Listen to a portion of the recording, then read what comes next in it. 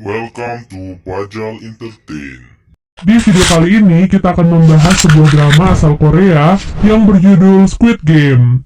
Drama ini mengisahkan tentang sebuah permainan bertahan hidup dengan hadiah uang 45,6 miliar won untuk siapapun yang bisa bertahan sampai di babak terakhir.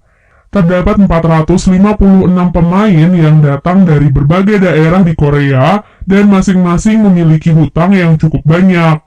Oleh sebab itulah, dalam permainan itu mereka rela melakukan apapun agar bisa bertahan dan mendapatkan hadiahnya. Sebelum kita ke alur ceritanya, jangan lupa untuk like, komen, subscribe, dan nyalakan loncengnya ya. Tanpa berlama-lama lagi, yuk langsung aja kita ke alur ceritanya. Film diawali dengan diperlihatkan seorang duda bernama Gi-hun. Ia bekerja serabutan dan menjadi beban bagi ibunya yang sudah tua. Karena hal itu juga, istrinya meninggalkannya dan menikah dengan lelaki lain. Bahkan hak asuh untuk putri semata wayang mereka juga jatuh kepada sang istri yang sekarang hidup bahagia bersama keluarga barunya. Dengan semua kesialan dalam hidupnya, Gi-hun mencoba menjadi ayah yang baik di hari ulang tahun putrinya. Ia nekat mengambil uang ibunya untuk dilipat gandakan dalam sebuah perjudian. Beruntungnya ia berhasil memenangkan perjudian itu dan mendapatkan uang yang cukup banyak. Namun begitu keluar dari arena perjudian, ia langsung dikejar oleh para rentenir yang ingin menagih hutang pada Gi-hun. Melihat segerombolan rentenir itu, Gi-hun pun segera kabur untuk menyelamatkan uang-uangnya. Namun sayangnya ia tetap tertangkap. Ia mencoba bernegosiasi dan akan membayar separuh hutangnya dengan hasil kemenangannya hari ini. Namun saat ia memeriksa uangnya, ternyata semua uangnya telah hilang. Jadi saat proses pengejaran sebelumnya, ia sempat menabrak seorang gadis yang ternyata gadis itu telah mencuri semua uangnya. Nah, karena tak bisa membayar hutang, rentenir itu pun memaksa Gi-hun untuk menandatangani sebuah kontrak yang berisi bahwa jika Gi-hun tak bisa membayar hutangnya dalam waktu dekat, maka organ-organ tubuhnya akan diambil dan dijual oleh si rentenir. Semua kesialan hidupnya membuat ia frustasi karena di hari ulang tahun putrinya ia tak bisa membelikan makanan yang enak serta hadiah yang indah. Ia merasa telah gagal menjadi ayah yang baik untuk putrinya. Kini dalam hidupnya yang tersisa hanyalah kemalangan serta hutang yang tak akan sanggup ia bayar. Di tengah keputusasaannya itu, Gi-hun pun mendapatkan secerca harapan. Saat itu, seorang pemuda memberikannya sebuah tiket masuk ke dalam sebuah permainan. Pemuda itu berkata bahwa jika Gi-hun berhasil menyelesaikan permainan di sana, maka ia akan mendapatkan uang yang sangat banyak. Mendengar hal itu, Gi-hun pun langsung tertarik dan mengikuti apa kata pemuda tersebut. Singkat cerita, Gi-hun dan orang-orang lain yang bernasib sama sepertinya dibawa menggunakan sebuah mobil. Mereka pun dibius untuk menjaga kerahasiaan tempat permainan tersebut. Selain itu, semua HP dan barang bawaan mereka juga disita dan akan dikembalikan nanti saat mereka pulang. Terdapat 456 peserta yang dikumpulkan di dalam sebuah ruangan besar. Tempat permainan itu dikelola oleh seseorang misterius bertopeng hitam dengan anak-anak buahnya yang menggunakan pakaian serba merah. Mereka sangat merahasiakan semuanya, bahkan identitas mereka tak boleh diketahui oleh siapapun. Di sana, Gi-hun bertemu dengan beberapa peserta lain. Di antaranya adalah Sang-woo, teman masa kecil Gi-hun, Il-nam, kakek-kakek yang penyakitan, seorang pekerja asing bernama Ali, seorang gangster bernama Dok-soo, seorang wanita bernama Miryong, dan gadis asal Korea Utara bernama Sebyok. Nah, Sebyok adalah gadis yang sebelumnya mencuri semua uang Gi-hun. Jadi saat melihatnya, Gi-hun pun menjadi sangat marah. Namun belum sempat membalaskan dendamnya, para panitia pun datang ke ruangan mereka. Kemudian panitia menjelaskan bahwa selama di sana mereka akan memainkan 6 permainan. Adapun beberapa aturan yang harus disetujui oleh para pemain sebelum memulai permainan, di mana pemain tidak boleh berhenti di tengah permainan, lalu pemain yang menolak bermain akan langsung dieliminasi, dan yang terakhir, permainan akan dihentikan jika mayoritas dari peserta menyetujuinya. Setelah menyetujui semua persyaratan itu, para peserta pun diarahkan ke ruangan berbeda untuk memulai permainan yang pertama. Permainan pertama yang akan mereka mainkan adalah lampu merah, lampu hijau. Terdapat sebuah robot raksasa di ujung ruangan yang akan bertugas sebagai penjaga. Nah, saat sang robot berkata lampu hijau, para pemain diperbolehkan untuk bergerak secepat mungkin agar mereka bisa segera sampai di garis finish sebelum waktunya habis. Namun, saat robot itu berkata lampu merah, maka para pemain tidak boleh bergerak sama sekali. Karena jika ketahuan oleh si robot, maka mereka akan langsung dieliminasi. Terdengar cukup simpel ya, namun kenyataan yang sebenarnya jauh lebih mengerikan. Bagaimana tidak, maksud dieliminasi dari permainan bukan hanya sekadar dikeluarkan, tapi ditembak hingga tewas. Peluru datang dari berbagai sudut. Semuanya telah diatur agar langsung menembak siapapun yang bergerak selama lampu merah. Karena hal itu, para peserta pun terkejut dan mulai berhamburan di arena permainan. Sayangnya tindakan itu bukannya membantu mereka, melainkan membuat mereka semua mati sia-sia. Gi-hun dan beberapa pemain yang masih tersisa terpaksa harus terus menyelesaikan permainan meskipun mereka harus melihat ratusan mayat yang tergeletak tak terurus di sekitar mereka. Mereka harus tetap berkonsentrasi agar bisa segera sampai di garis finish dengan aman dan tidak kehabisan waktu. Mereka yang sudah melewati garis finish sebelum waktu habis akan dinyatakan lolos dari permainan pertama dan berhak melaju ke permainan selanjutnya. Gi-hun yang sebelumnya tertinggal mencoba untuk berlari sekencang mungkin di detik-detik terakhirnya. Namun sayangnya ia malah terpeleset dan hampir jatuh. Beruntungnya Ali yang berada di belakang Gi-hun berhasil menarik bajunya sehingga ia bisa bertahan dan akhirnya lolos dari permainan pertama. Sedangkan mereka yang masih tersisa karena kehabisan waktu langsung dinyatakan kalah dan ditembaki satu persatu. Setelah menyelesaikan permainan pertama, para peserta pun kembali dikumpulkan di kamar mereka. Dari 456 peserta, kini hanya tersisa 201 peserta saja. Para peserta yang masih tersisa sangat ketakutan karena apa yang terjadi di permainan pertama. Alhasil, mereka pun sepakat untuk menyudahi semua itu dengan melakukan voting. Sebelum melakukan voting, panitia mengingatkan kepada mereka bahwa kini hadiah yang terkumpul sudah mencapai lebih dari 25 miliar. Hal itu diakumulasikan dengan jumlah para peserta yang telah gugur.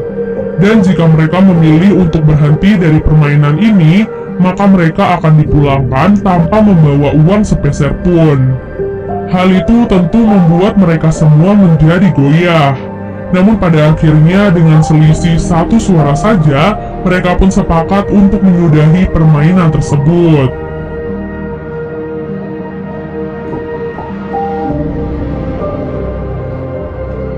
Setelah kesepakatan itu, para peserta pun akhirnya dipulangkan kembali ke daerah mereka masing-masing.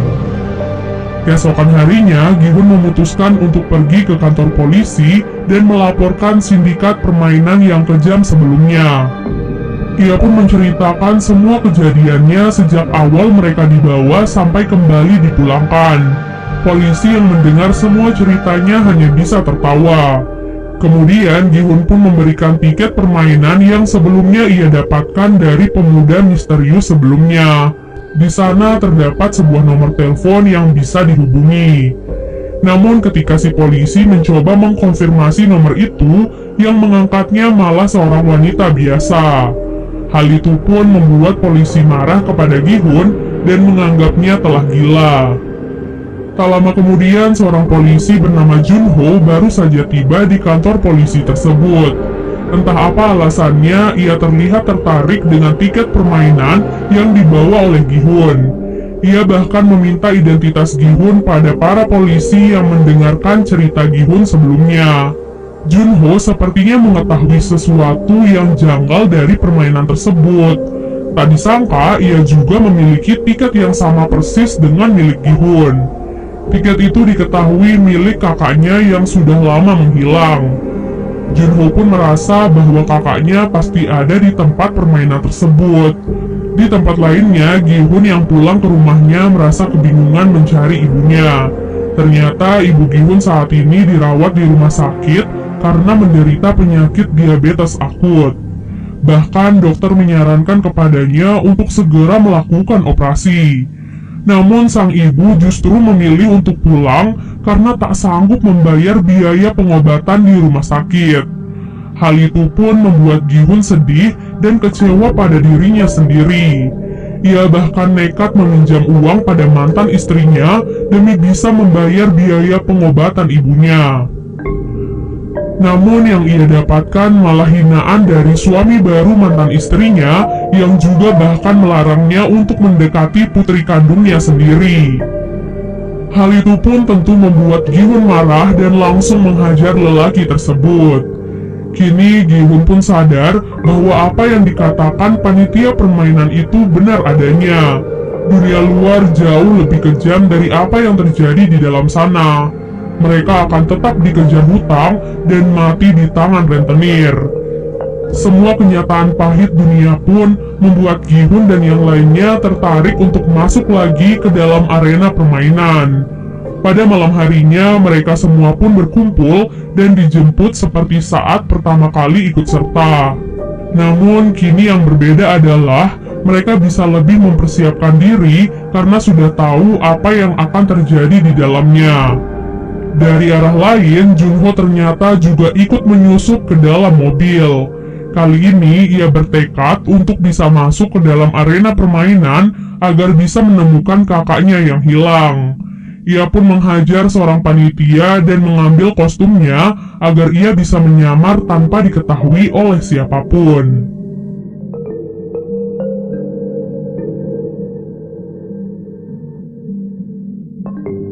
Seperti biasanya, para peserta pun kembali dikumpulkan dalam sebuah ruangan besar. Namun tak diduga ada beberapa dari mereka kali ini datang dengan persiapan, yaitu membawa sebuah senjata atau barang-barang kecil yang mereka perlukan. Dari 201 peserta awal, kini tersisa 187 orang yang memutuskan untuk ikut serta kembali. Yang berarti hadiahnya juga semakin bertambah. Di waktu yang sama, Junho yang kebingungan juga kini harus menyamar menjadi panitia di dalam aula permainan tersebut.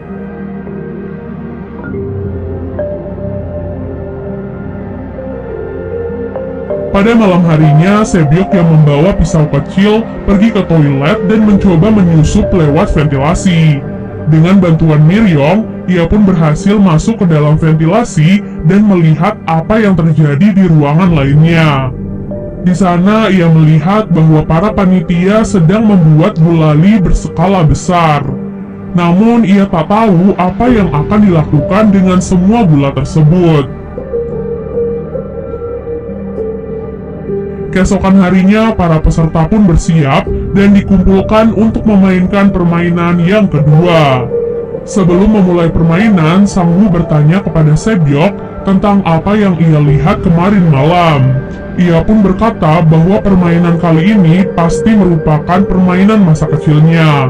Sedangkan Sebyok yang berasal dari Korea Utara pasti akan kesulitan. Oleh sebab itu, Sebyok pun memberitahunya bahwa ia melihat para panitia membuat gulali.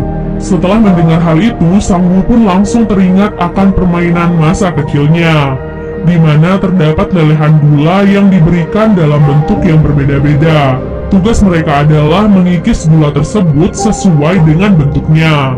Itulah mengapa ia sengaja mengambil bentuk segitiga karena merupakan bentuk yang paling mudah. Namun anehnya, Sang Wu tidak memberitahu teman-teman terdekatnya tentang hal itu dan malah membiarkan mereka memilih bentuk-bentuk yang sulit. Seperti contohnya Gi-hun mengambil bentuk payung dan kakek Ilnam mengambil bentuk bintang. Peserta memiliki waktu 10 menit untuk menyelesaikan permainan kali ini. Bagi peserta yang gagal membuat bentuk yang sesuai, maka mereka akan langsung dieliminasi atau ditembak. Hal itu pun membuat para peserta yang lain panik dan semakin ketakutan. Mereka semua berusaha sekeras mungkin untuk mendapatkan pola yang diinginkan. Kemudian terlihat Miryong yang memanfaatkan korek apinya untuk memanaskan jarum agar gulali itu bisa lebih mudah untuk dilelehkan. Peserta yang mengambil bentuk mudah satu persatu mulai berhasil menyelesaikan misi dengan aman.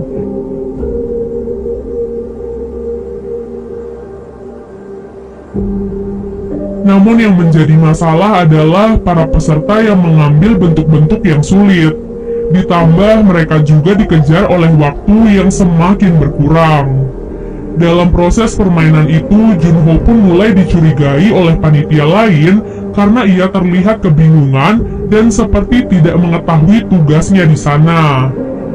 Di menit-menit terakhir, Gi-hun pun mendapatkan ide cemerlang agar ia bisa menyelesaikan misi dengan cepat. Saat itu, ia melihat bahwa gulali mereka telah memiliki polanya. Jadi yang harus mereka lakukan adalah menjilati gulali itu sampai bisa dipisahkan dari polanya tersebut. Hal itu adalah cara tercepat yang bisa mereka lakukan saat ini jika ingin selamat. Para peserta yang melihat Gi-hun pun langsung mengikuti triknya. Tadi sangka hal itu pun sangat membantu mereka sehingga beberapa peserta termasuk Gi-hun dan kakek Ilnam berhasil menyelesaikan misi dengan aman.